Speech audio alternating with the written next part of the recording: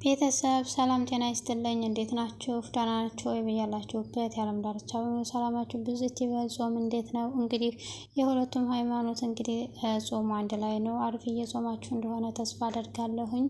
እኔ ብዙ ጊዜ ቪዲዮ እየሰራሁኝ አይደለም። የሰራሁትን ቪዲዮ ላይክ እና ሰብስክራይብ ሼር እያደረጋችሁ አበረታቱኝ። ሳራ ዛሬ ምን አይነት አስተያየት ሰጥታለች የሚለውን ነገር ስለምትጠባበቁ ትንሽ አንዳንድ ነገሮች ብቻ ነው ልላችሁ የምችለው። ምክንያቱም የስራ ሁኔታ አስቸጋሪ ሆኗል።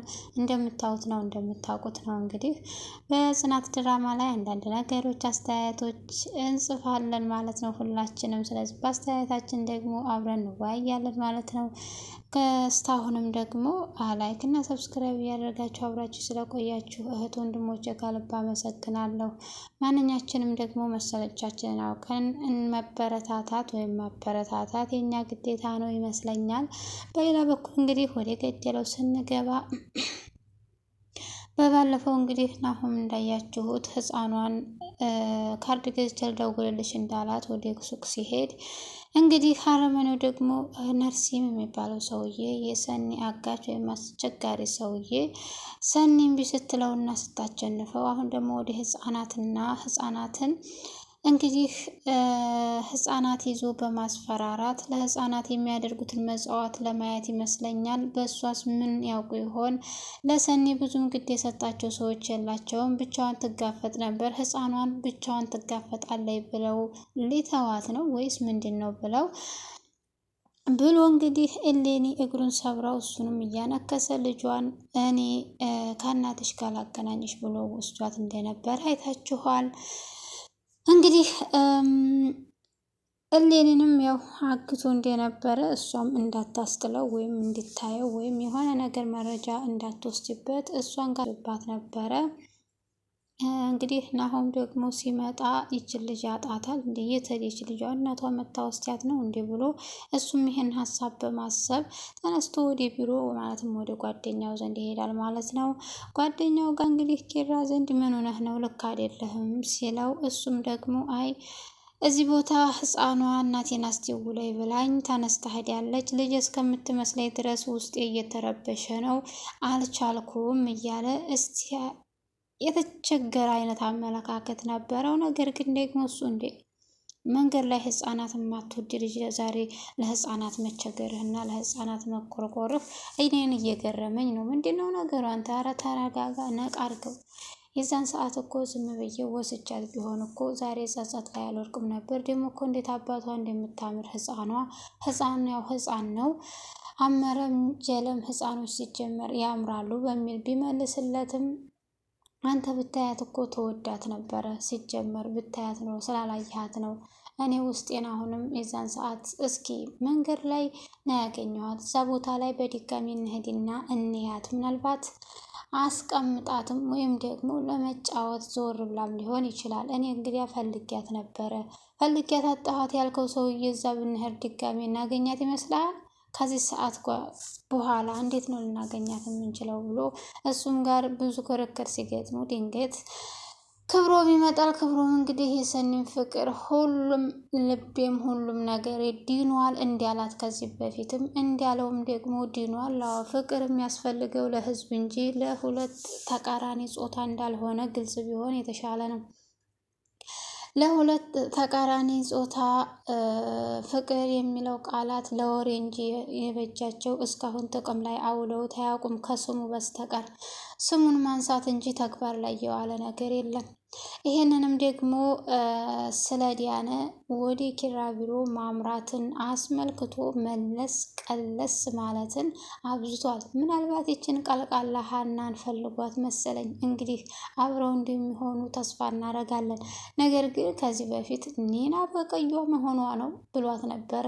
እንግዲህ እንደሚስማሙና እንግዲህ ጥሩ እንደምትሆንለትና ወይም እንደምትቀየር ቀልቃልነቷን ቀነስ እንደምታረግ ተስፋ እናደርጋለን። ያው ሴት ልጅ እንግዲህ ወደ ትዳር ስትገባ ነገራቶች የሚለዋወጡበት አጋጣሚ ያው ሁሉም ማለት ነው ይኖራል። ስለዚህ እንደዛ እንደሚሆን ተስፋ እናደርጋለን ማለት ነው። ያው ትወናውን ያልኩት ለማንኛውም እንግዲህ ቁልፍ ረሳሁ ወይም ደግሞ የሆነ ፋይል ረሳሁ በማለት ተልካሻ ምክንያት ወደ ኪራ ቢሮ አምርቶ ነበር። መቼም ሳያገኛት እንደማይመለስ ግልጽ ነው። በሌላ በኩል ደግሞ ክብሩን ከሄደ በኋላ በወሬያቸው ላይ እያወሩ በነበረ ሰዓት በዛችሁ በህፃን ልጅ ናሆም እንግዲህ የዛች ህፃን ልጅ ጥሎ መሄድ ወይም ደግሞ የት ሄደች በማለት ህሊናውን አስሮት ይገኛል።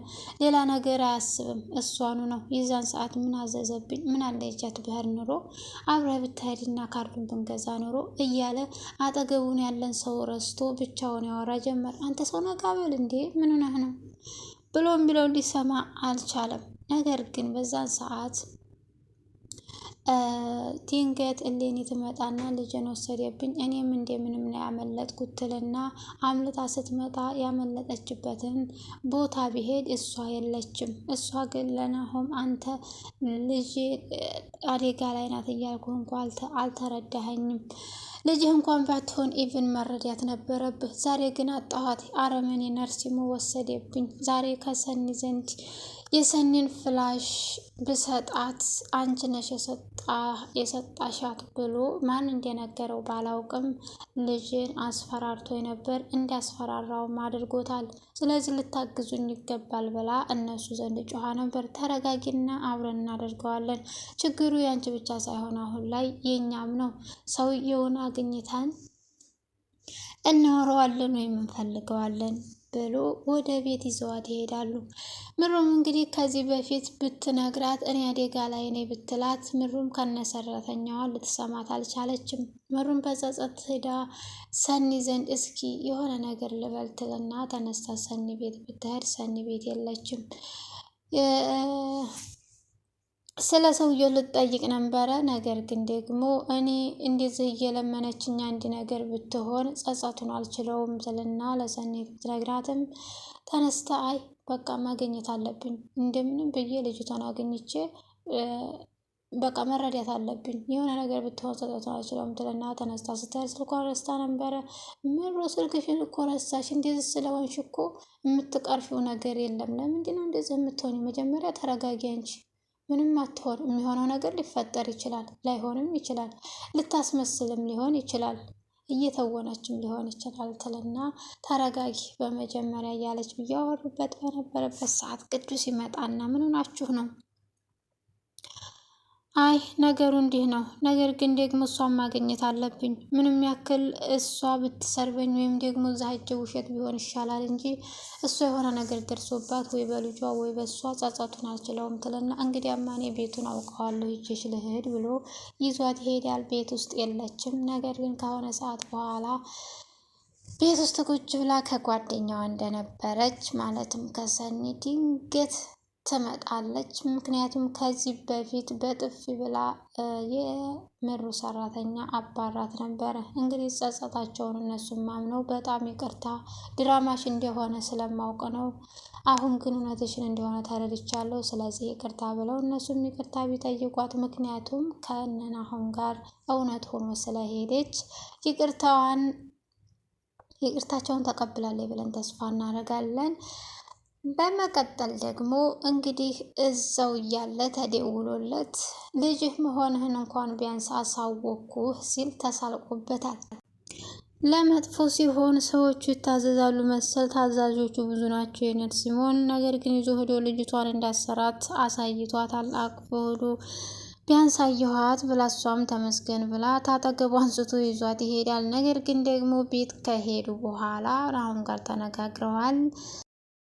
በሌላ በኩል ደግሞ እንግዲህ ናሆም እገልሃለሁ ልጅቱን ምንም እንዳታረጋት ይኸውልህ ዘለዝልሃለሁ ብሎ ተናገረ። ልጅቱ ስትሰረቅ ልጁ መሆኗን ያወቀው ናሆም ደግሞ እንግዲህ አራስ ነብር ሆኖ ያው መቼ ሲነገር የለ አራስ ነብር ሆኖ ተቤቱ ወጥቶ እሱን ፍለጋ ይሄዳል። ናሆም ተረጋጋ፣ አሁን ተረጋግተን ሰውየውን የምናገኝበት አጋጣሚ ነው እንጂ መፍጠር ያለብን እንደዚህ መደንፋቱ ጥሩ አይሆንም ብሎ ተነስቶ ተወኝማ ብሎ ተነስቶ ሲወጣ ተከትሎት ወጥቷል። እባክህ ተረጋጋ ብሎ ድንገት ማነው ቅዱስ ጨዋው ይመጣና ምን ሆናችሁ ነው? ምን ተፈጠረ? ልጅቱን ሰርቋታል ነርሲሞ ብለው ሲነግሩት አይ ሌላ ምንም ማድረግ የለብንም። ቀጥታ ምንድነው ስለሱ ክፋት ሁል ጊዜ ሰኒ ትነግረናለች። ነገር ግን ከክፋቱ ውጭ አንዳችም ነገር ብላን አታውቅም። አሁን ግን ባሏን ጆከርን አግኝተን ማውራት አለብን ይሉና እንዴት ነው ይሄ ነገር ጆከር ጋር ምናገናኘውም? ጆከር በደንብ እንደሚያውቀው ነግሮኛል። ስለዚህ ጆከርን እንጠይቀው መነጋገር አለብን ብለው ከጆከር ጋር አብረው ዘምተዋል ማለት ነው። ምንድን ነው ቀጣው የሚፈጠረው? እና በሌላ በኩል ደግሞ እንግዲህ ማነው ኒና የድሮ ፍቅረኛዋን አግኝታ በጣም ተገርመው ነበር። አንተ ሰባብራዬ ስለሄድክ እኔ ህይወት ጀምሬ የአራት ልጆች እናት ነኝ። ስለዚህ የተፈጠረውን ነገር ሁሉ እያንዳንዱ መርሳት ትችላለህ ብላ ሸኝተዋለች። እባክሽን ብሏት ነበር። እንግዲህ እሷ ወደ ድሮ ፍቅረኛዋ ልትመለስ ነው ወይስ? ወይ ኒናም እኮ ፍቅር ያዛት። በሌላ በኩል ደግሞ እንግዲህ ኒና ናቲ መጥተላታል ማለት ነው። እሱ ማነው ተብላ ናቲ ጠየቃት። የልጅነት ፍቅረኛዬ ነው። ዞር በል እያልኩት ነው። ምንም የተፈጠረ ነገር የለኝ።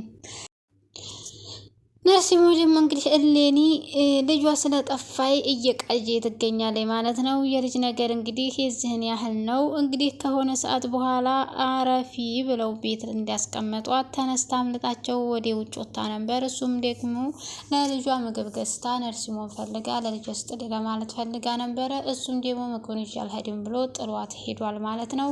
የተሰጠውንም ምግብ እሱ ራሱ በልቶታል። ገራሚ እኮ ነው። በሌላ በኩል ደግሞ እንግዲህ ናሆም በቃ ልጁ መሆኑን አምኗል መሰለኝ እያበደ ይገኛል ማለት ነው። እሱም ደግሞ እሱን ለማግኘት ማነው ነርሲሙን ለማግኘት ጆከርን እንጠይቅ ብለው ከዚህ በፊት ሄደው ነበረ። ጆከርን ቤት ሲያጡት ተነስቶ ይደወልለታል። እዚህ ቦታ እና ቶሎ ብለውት ነበረ። ታክሲ አጥቶ በጣም በእግሩ እየሮጠ መጥቶ ነበረ። እሱም ደግሞ እንግዲህ ከማበዱ የተነሳ መጣሁ ብለ ይሄን ያህል የቆየበት ምክንያት ምንድን ነው ብሎ ማንቁርቱን ይዘውም ዲናሆም አበድክ እኮ ተረጋጋ እንጂ እንዴት ነው ታክሲ አጥቼ እኮ ነው። ቆይ ምን ተፈጥሮ ነው እናንተ ብሎም ሲጠይቅ ነርሲሙ የሚባለው ሰውዬ የሌን ልጅ ወስዷታል ብለው ሲነግሩት ምን ደግሞ ወዴት ይሄ አረመኔ እያለ ቢል እንዴት ነው እሱን የምታውቀው? እሱን መጠየቅ አለብን ብለን ስላሰብን ነው አንተን ብለው ሲነግሩት አረመኔ ከመሆኑ ባሻገር እማውቀው ነገር የለኝም። ነገር ግን ደግሞ እስር ቤት የታሰሩት ልጆች አብረው እንዲሰሩ ስለጠየቃቸው ስለሱ ያውቃሉ እንሂድ ብሎ ጥሎ ይዟቸው ይሄዳል። ነገር ግን ደግሞ ገንዘብ ከፍሏቸው እንደነበረ እነሱም በዘዴ አሳልፈው ይሰጡታል ማለት ነው። እንግዲህ በሰኒ ህይወት ስትጫወት አለማወቄ ነው። የዛኔ ነው የተደፈርኩት። አንተ ያሸነፍክ የመሰለህ የዛኔ ነው። ሰኒም ራሷን ደብቃ ይሄን ያህል ጊዜ ስለቆየችና ስላልነገረችን እንጂ አንተ ማነህ ብሎ ማንቁርቱን ይዞታል። ልጅቱን የት ነው ያረካት ብሎ እንግዲህ ማንቁርቱን እንደያዘው አይተናል። ቀጣው ምን ይመስላል የሚለውን ነገር አብረን እናያለን። ከዛ በፊት ግን ናሆም በሄደበት እዚህ ቦታ ሄድ ሲሉት ያው ለማበድ ሞክሯል። በሚቀጥለው ጨርሶ እንደማያብር ተስፋ እናደርጋለን። ልጅቷ ያለችበትን ቦታ ካልነገረው ማበዱ የማይቀር ነው። ከዛም ባሻገር ደግሞ እሱንም ከእሌኒ የበለጠ ድብዳቤ እንደሚያደርስበት ግልጽ ነው። እሌኒ ጀምረዋለች። እሱ እንደሚጨርሰው ምንም ጥርጥር የለውም። እንግዲህ በልጅ የሚከፈል መጽዋዕት እንደዚህ ነው። ህፃኗም ደግሞ ለምንድን ነው እማትበይው ሲላት ምግብ ሰጥቶ ወተቱ እስከሚፈላልኝ ነው የምቀመጠው።